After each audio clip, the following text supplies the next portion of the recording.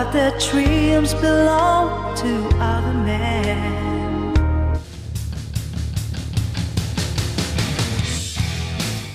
In this video, ipapakita ko nga sa inyo kung paano ako nag-edit ng aking audio or singing vocals using Adobe Audition. Hindi po ako audio expert. Ang ipapakita ko lang sa inyo is yung kung paano ko ginawa ang aking audio recording. Let's go guys! Puntahan na natin ang Adobe Audition.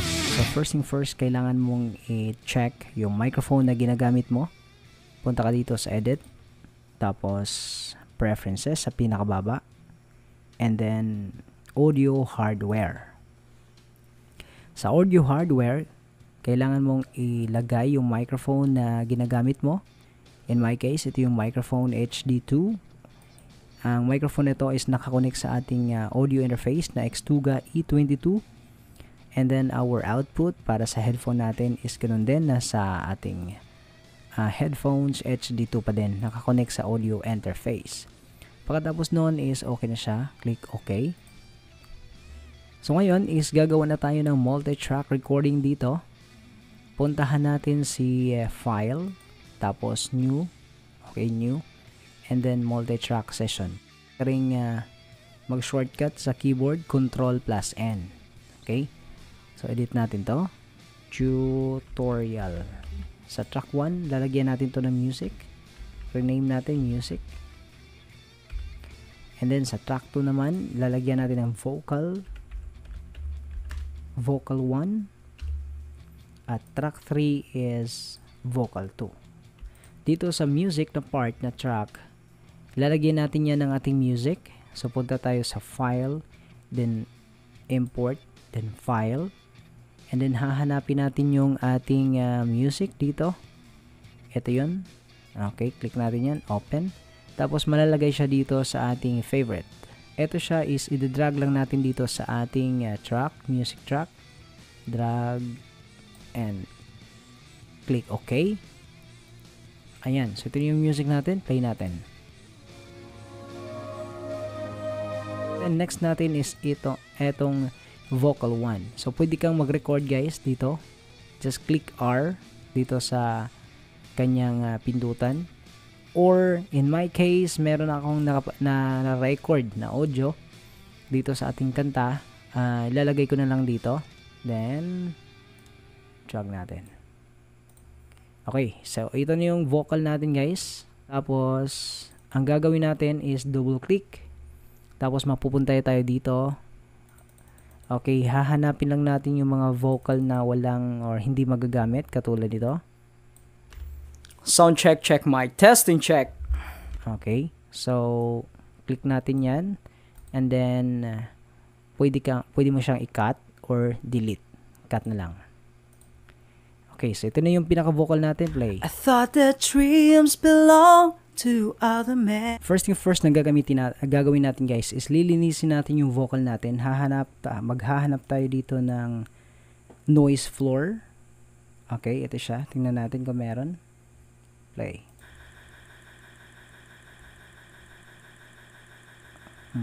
So, effects tayo. And then, noise reduction, restoration, noise reduction process. And then, capture noise print. And then, hit apply. Okay. Next is, highlight natin yung buong track. Tapos, balik tayo sa noise reduction and noise reduction process. And click apply. Okay, so wala na. So, highlight natin yung buong track again, and then hahanapin natin yung effects dito sa tinatawag nating effects rack, at meron tayong plugins na nilagay dito guys. Okay, so ito siya yung plugins na TDR Nova. Okay, so kung gusto nyo i-download or install itong plugins na to is ilalagay ko yung link dito sa description box. So free lang po siyang may download at may lagay ng inyong recording software. So sa ating TDR Nova, ang palagi kong ginagamit dito is yung de-esser split, na kung saan meron siyang mga pwede natin gagawin like high pass filter at low pass filter. So isang equalizer na maganda para sa vocal nyo. Ito yung palagi kong ginagamit para mas malilinis natin yung ating vocal.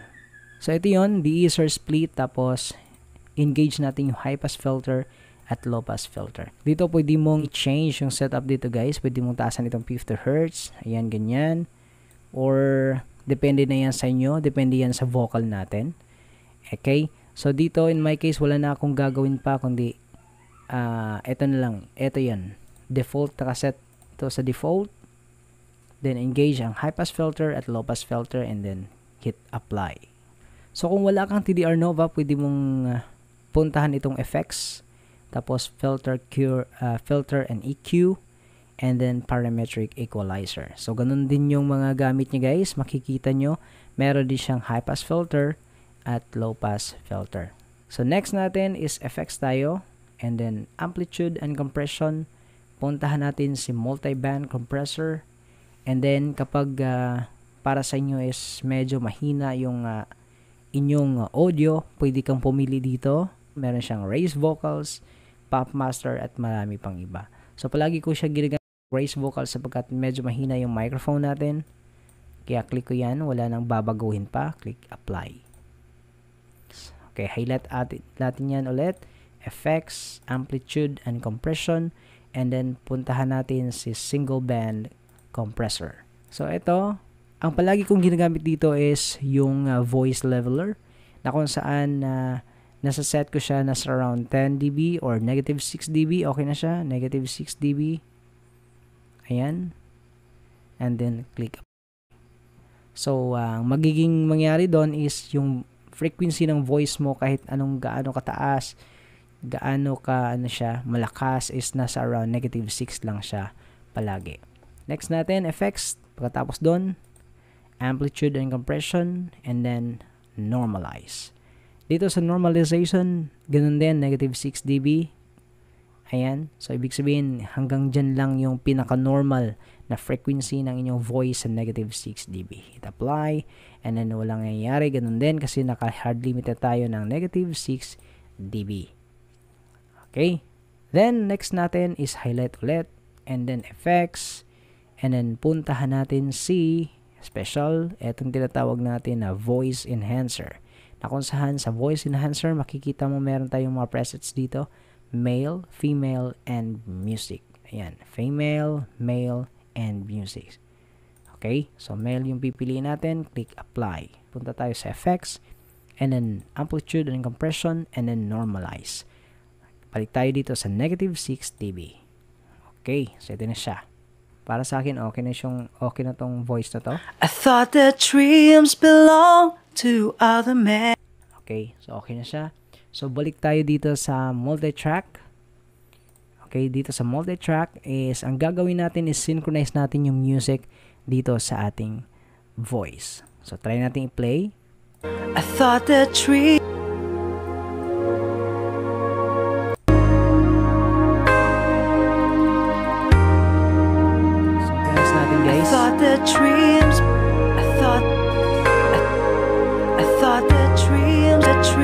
belong to other men. 'Cause each time I get close, they fall apart again.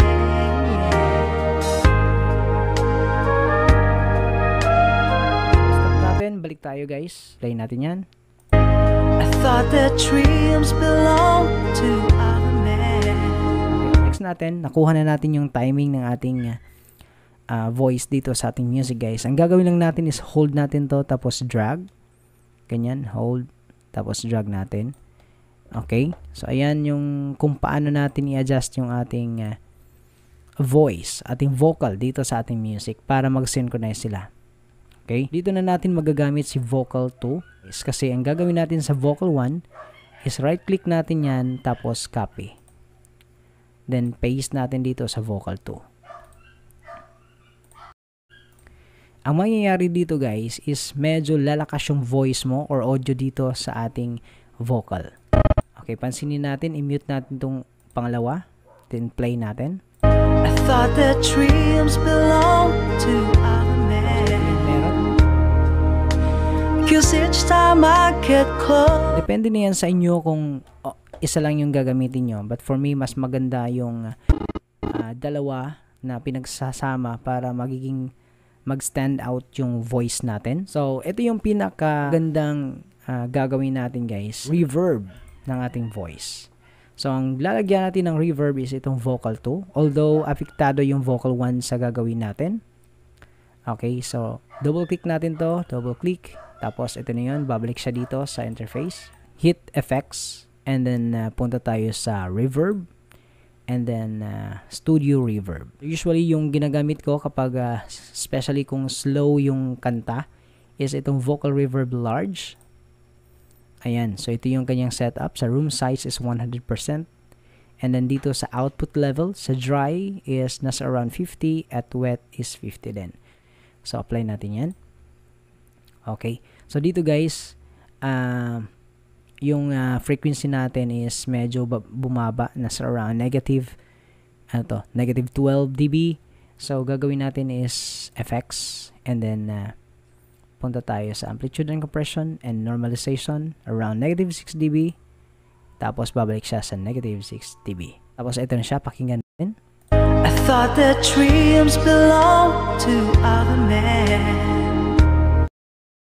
I thought that dreams belonged to other men. Okay, so ito yung vocal natin guys without effects. At ito naman kapag merong effects. 'Cause each time I get close, they fall apart again.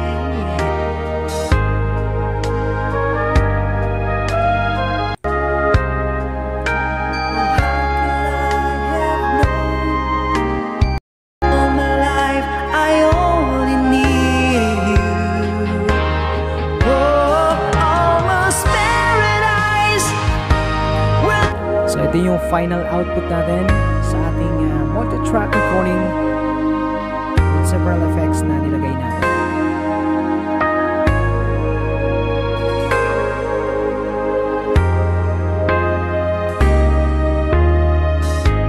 I thought that dreams belonged to other men. 'Cause each time I get close, they'd fall apart again. Okay, once okay na para sa inyo guys, kung talagang pantay na lahat, okay na siya, gagawin nyo is export na tayo. So, exporting is punta tayo sa file, and then punta tayo sa export. Dito sa export, punta tayo sa multi-track mixdown, and then entire session. Okay, dito is ilalagay mo yung file name na gusto mo dito. So, edit mo lang dyan.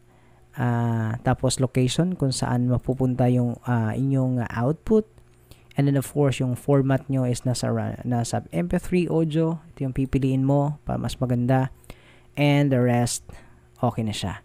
So click OK, and then nag-export na siya. So ganun lang kasimple yung ating multi-track recording. Ganun lang kasimple kung paano mag-edit ng ating voice using Adobe Audition. And hopefully meron kayong natutunan sa ating tutorial ngayon. Happy recording everyone!